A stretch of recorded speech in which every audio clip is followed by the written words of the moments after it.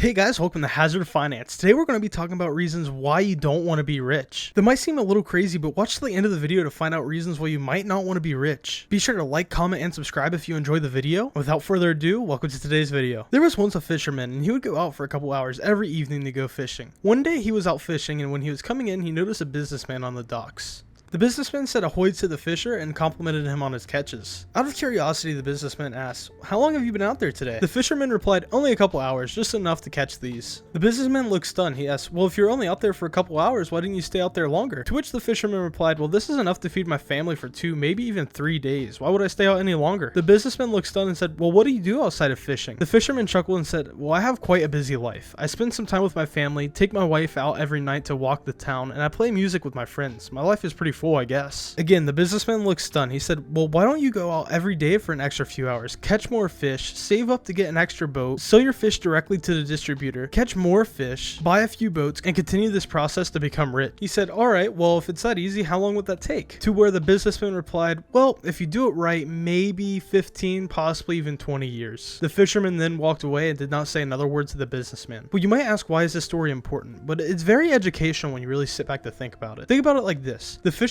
had a perfect opportunity to become a millionaire, maybe even a billionaire, just continuing to run the fish market. But when you sit back and think about it, he was going to have to spend an extra few hours every day. This is something to think about if you think about becoming really rich. See, becoming rich takes a lot of time. See, I want you to sit back and think about any one successful business person. Elon Musk, Bill Gates, any of them. They have millions or even billions of dollars in their companies. But see, those companies didn't grow overnight, and those companies did not grow without work. It takes years of grinding to work to achieve that. That's time away from family, missed birthdays, not being able to hang out with friends, all that stuff taken away for that one goal. See, if you ask any one person if they want to become a billionaire, majority of them would say yes, because they don't really think about the work that it takes to become a billionaire. Because see, on paper it sounds great, but you don't hear of any billionaire who's just a billionaire and lives their life. You can't just become a billionaire. When you become a billionaire, you become a business person. No matter where you are in life, what you're doing, that business or whatever you did to achieve that money is going to rely on you. So think of it like this instead. What does happiness look like to you? What is your version of the fisherman's life? Of course the fisherman could become rich.